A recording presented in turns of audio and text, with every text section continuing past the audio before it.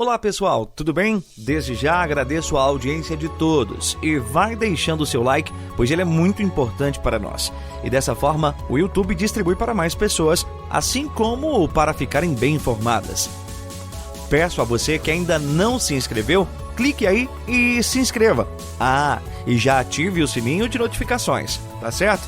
Agora, vamos às últimas notícias do momento. Uma referência na Suprema Corte dos Estados Unidos, que delibera exatamente assim.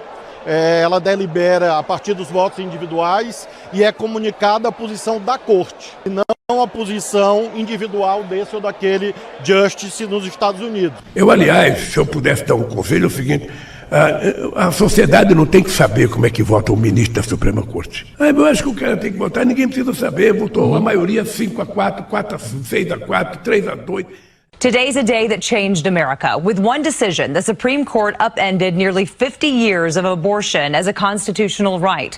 The justices voting 5-4 to overturn Roe v. Wade and Casey versus Planned Parenthood. The court upheld Mississippi's ban on abortions after 15 weeks by a 6-3 vote, and 5 of those justices went even farther, voting to overturn Roe versus Wade itself. Algumas Supremas Cortes ao redor do mundo adotam esse modelo. Ele mesmo me indagou sobre isso e é evidente que em algum momento, em sede constitucional ou mesmo do futuro Estatuto da Magistratura, esse é um debate válido, assim como o debate... Consagra o princípio da publicidade e disto decorre a proteção à transparência constitucional. E disto não podemos abrir mão, não podemos transigir. Portanto, é muito preocupante quando o presidente da República vem a público e fala em estabelecer sigilo sobre os votos da Suprema Corte. Não é razoável que isto aconteça. Nem os ministros do Supremo, nem as decisões do Executivo, nem do Legislativo, todos têm o dever de prestar contas à sociedade. Essa é uma situação que decorre do exercício do poder. O povo tem o direito de saber o que se faz no Executivo, no Legislativo, no Judiciário. É uma questão de transparência. É necessário que se tenha absoluta transparência em relação ao que ocorre nesses poderes. O povo tem o direito de saber o que se passa e tem o direito de criticar. Portanto, eu me coloco em absoluta defesa do princípio da publicidade. Esse é um imperativo das democracias. Se você avaliar a posição de outras pessoas sem você ter conversado com elas sobre. Sim, o que nós estamos vendo é um posicionamento firme de muitos juristas, inclusive ex-ministros, muito contra. Você já tem uma Suprema Corte com muita visibilidade, e agora você vai ter ela com muita visibilidade sem saber como é que estão votando. O princípio da transparência que é tão exigido do televisionamento das decisões vai ficar ofuscado, mas longe de mim saber quais são os motivos que foram... Hoje, a declaração do senhor ministro da Justiça é muito grave. Ele falou em um evento com a presença do descondenado Lula que a Polícia Federal está a serviço do desgoverno Lula. Isso mesmo, senhores parlamentares.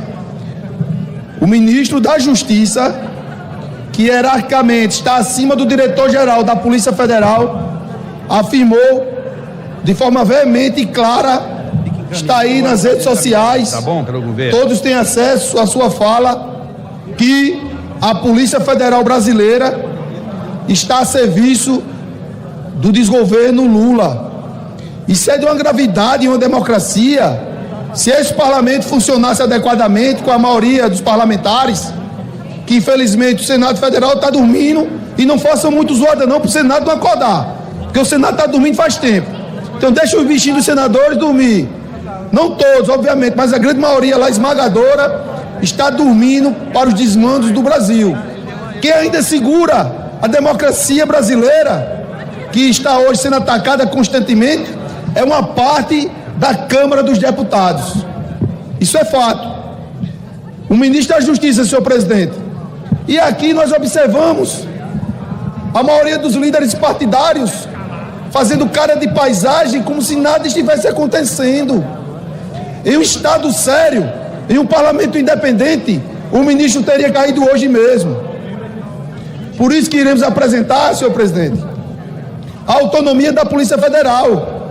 Porque hoje a Polícia Federal brasileira está lembrando a época da pré-Segunda Guerra Mundial, quando teve o incêndio no parlamento alemão, em 1933, através dos nazistas, colocaram a culpa na oposição e lá a Gestapo nazista atuou como nunca, perseguindo opositores, perseguindo adversários políticos do ditador Adolf Hitler, senhor presidente. E hoje é o que está acontecendo no Brasil. Vários parlamentares estão sendo alvos da ação da Polícia Federal, que o ministro da Justiça disse que estava a serviço do desgoverno Lula. Não foi o deputado da oposição, não foi nenhum deputado independente, foi o ministro da Justiça. Vejam só que gravidade em um país que se diz democrático de direito, que respeita a Constituição, um ministro da Justiça afirmar em alto e bom tom que a sua Polícia Federal está a serviço do seu patrão, o desgoverno Lula. São fatos irrefutáveis. Protocolamos 2 pedidos de impeachment do ministro Flávio Dino, o debocheiro que não respeita o parlamento, não respeita essa casa, nem o Senado. Primeiro, por essa declaração dele, afirmando que a Polícia Federal, estou repetindo, para ver se os senhores entendem a gravidade, afirmando que a Polícia Federal está a serviço de Lula. E segundo, de 185 câmeras, quase 200, senhor presidente, o ministro Flávio Dino, o debocheiro, só apresentou 4 imagens. Ora, se o golpe, que nem diz o golpe, que queria dar, eram os conservadores, numa ação premeditada, que teve a omissão clara do governo federal, por que essas imagens estão sendo escondidas?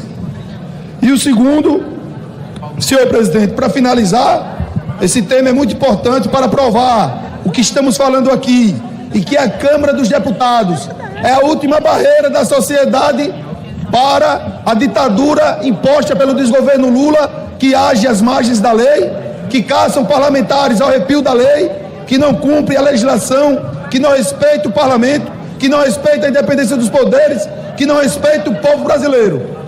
No primeiro semestre, senhores parlamentares, o desgoverno Lula conseguiu a façanha de fechar, sabe quantas empresas? 400 mil empresas só no primeiro semestre. Aí, quando eu falei, e retorno ao início da nossa fala, da introdução da nossa fala, nós estamos sendo torturados aqui dentro. Ouvi o líder do governo falar que o Brasil voltou.